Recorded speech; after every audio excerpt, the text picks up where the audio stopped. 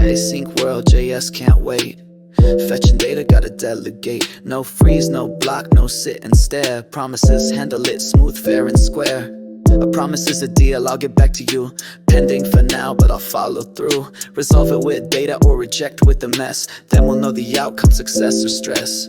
It's got 3 states, that's how it flows. Pending and fulfilled if everything goes. If there's an error, it's rejected fast. But once it's settled, that state will last. And runs when the task goes fine. Catch if an error breaks the line. Finally comes, it don't even care. It runs either way, just to be fair. See that, that's the promise chain, clean and neat. Callbacks are gone, promises compete. Wanna call an API or read from disk? Use a promise, it's built for risk, right? Async code that looks like prose. No callback hell, just elegant flows. Just elegant flows.